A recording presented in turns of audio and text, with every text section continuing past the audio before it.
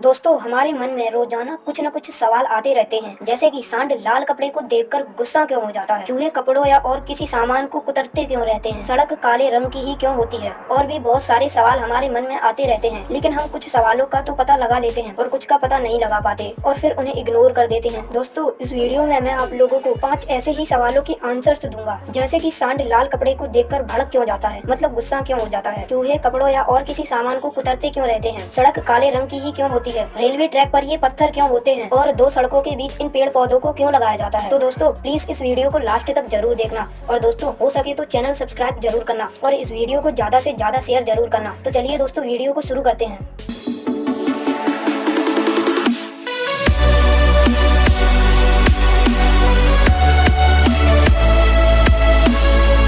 Number 1 दोस्तों, अक्सर आपने सुना होगा या फिल्मों में या असल में देखा होगा कि सांड लाल कपड़े को देखकर गुस्सा हो जाता है, मतलब भड़क जाता है और फिर गुस्से से आतंक मचाने लगता है। पर आखिर सांड लाल कपड़े को देखकर गुस्सा क्यों हो जाता है? असल में दोस्तों सांड लाल कपड़ा देखकर गुस्सा हो जाता है ये एक अफवाह है, क्योंकि असल में सांड भी और जानवरों की तरह कलर ब्लाइंड होता है, मतलब सांड भी और जानवरों की तरह लाल और हरा कलर नहीं देख पाता है। दरअसल दोस्तों लाल कपड़ा देखकर सांड को गुस्सा नहीं आता है, बल्कि सांड को गुस्सा तब आता है जब उसके सामने कपड़े को हिलाया जाता है, तब सांड को गुस्सा आता है और वो गुस्से में किसी तरह हमला करने के लिए उतारू हो जाता है। नंबर 2 दोस्तों, आपने ट्रेन में सफर तो किया ही होगा और अक्सर आपने नोटिस किया होगा कि ट्रेन की पटरी पर इस तरह के पत्थर बिछे हुए होते हैं। लेकिन क्या आपने कभी सोचा है कि ट्रेन के ट्रैक पर आखिर ये पत्थर क्यों बिछाए जाते हैं? चलिए जानते हैं। नंबर 1 ट्रेन पर बिछे पत्थर पटरी के नीचे लगे कंक्रीट से बने स्लीपर को एक जगह स्थिर रहने में मदद करता है। ट्रैक पर ये पत्थर नहीं होंगे तो कंक्रीट के बने स्लीपर एक जगह पर स्थिर नहीं रहेंगे और इनको ट्रेन का वजन संभालने में दिक्कत होगी। नंबर 2 यदि ट्रैक पर पत्थर नहीं बिछाए जाएंगे तो ट्रैक घास और पेड़ पौधों से भर जाएगी। अगर ट्रेन के ट्रैक पर पेड़ पौधे उग गए तो ट्रेन को ट्रैक पर दौड़ने में कई दिक्कतों का सामना करना पड़ेगा। नंबर 3 जब ट्रैक पर ट्रेन चलती है तो कंपन पैदा होता है, जिस कारण पटरियों के फैलने की संभावना बढ़ जाती है। तो कंपन कम करने के लिए और पटरियों को फैलने से बचाने के लिए ट्रैक पर पत्थर बिछाए जाते हैं। नंबर 4 पटरी पर जब ट्रेन चलती है तो उसका सारा वजन कंक्रीट के बने स्लीपर पर आ जाता है। इससे आसपास के मौजूद पत्थर उसे कंक्रीट के बने स्लीपर को स्थिर रहने में आसानी होती है। इन पत्थरों की वजह से स्लीपर फिसलते नहीं है। नंबर 3